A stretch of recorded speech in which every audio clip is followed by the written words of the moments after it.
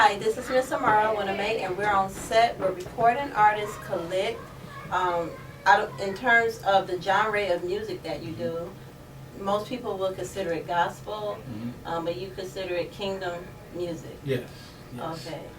I really don't want a stigma on what I do because, you know, it kind of sets limits on where you can go and, you know, the people who you can, you know, actually perform in front of. So, Right. but a lot of people, you know, they'll call it gospel hip hop, and then, you know, some of them just call it hip hop or street music or whatever. Yeah, I mean, because I've seen you perform I've seen you open up for E40. Yes. I've seen you Rick Ross, or, you know, like what we would consider secular, but then you have a inspirational gospel kingdom artist coming out opening up for these big acts. Right. And so that's really inspiring. Yes. Yes. What is your new project or your current project that you're working on? My current project, which is pretty much my overall life project, I would say secular to gospel. And secular to gospel is pretty much, you know, music that's pretty much received in a language where people can understand it and be able to bring them, you know, out of their hard times, you know what I'm saying, hoping to open up, you know, doors for them, you know, spiritually. So. Okay. I mean, I've seen your walk with the music maybe for the last 5 years. And I can say that there's a movement that's following, that's coming behind you. You reach out a lot to the youth and to those that are around you, even in midst of the things that are going on in your personal life. That's right. I just believe that, you know, it has to be more than music. You know, I want to see a whole new genre open up. So it's not to drop a lot of CDs and mixtapes. It's pretty much to have a movement manifest, you know, long after I'm gone, so that they'll be able to, you know, just teach unity, you know, teach about God, you know, teach about righteousness, you know, to help people in their life situations. So. What is the bubble effect? The bubble effect, that's like a youth movement. That what I do is I try to open up doors for the youth to, you know, to showcase their talents, you know, and their gifts, giving them opportunities that we didn't have. Like back in the day, it was probably 2 studios in the city, and you had probably 500 people trying to get in them 2 studios. Where I want to be able to open up opportunities where they can come in and I want to mentor them, you know, and show them how to get it for themselves, because the game is not like it used to be. So I want to show them, you know, just to, you know, to think positive, you know what I'm saying, and, you know, and look for the challenge. You know, you're going to go through situations, look to go through it so you can get stronger. And then talk about those things in your music so you can help somebody else. Now, outside of the music, I think the reason your music is so inspirational is because even in your personal life, you're dealing with what's considered Danon disease. Not you yourself, but family members. Danon disease. Yeah. My wife, side of the family has a genetic disease called Danon disease. Very rare. It's very critical and a chronic disease. It's a monster, and it's already claimed lives.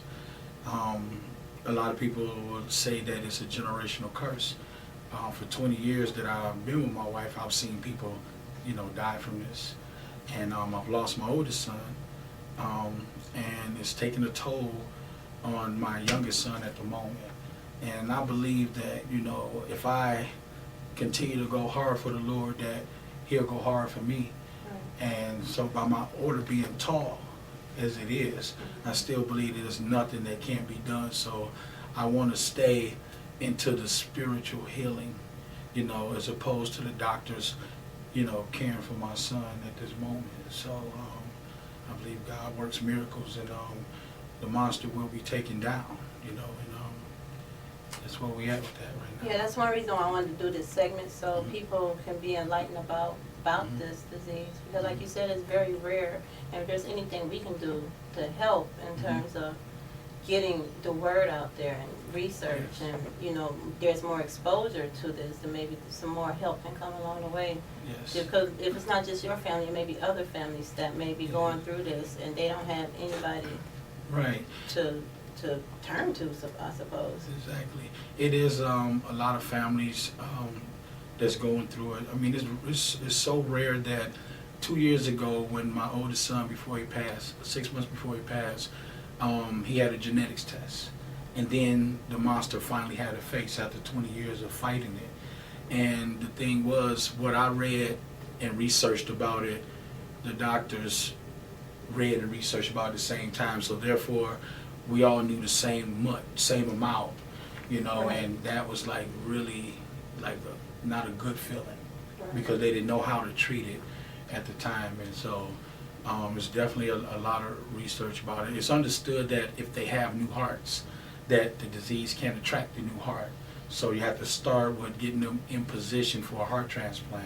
Okay. And then as time progresses, you know, they will be able to situate with other areas in the body that it attacks.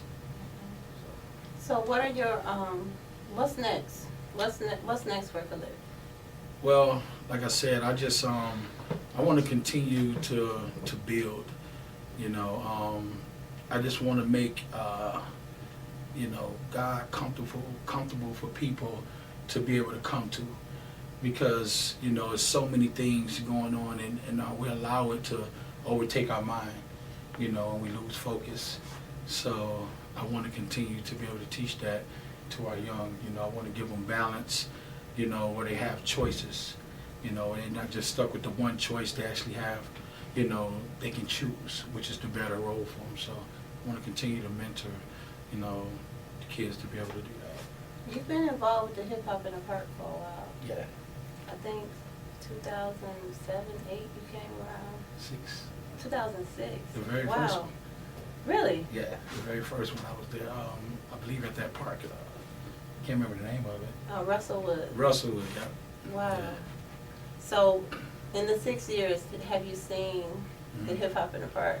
Oh man, it's been like a lot of exciting things happening with Hip Hop in the Park. It's probably one of the more stable, you know what I'm saying, movements going on right now, and open up a lot of, you know, opportunities. It gives them it's had a great impact.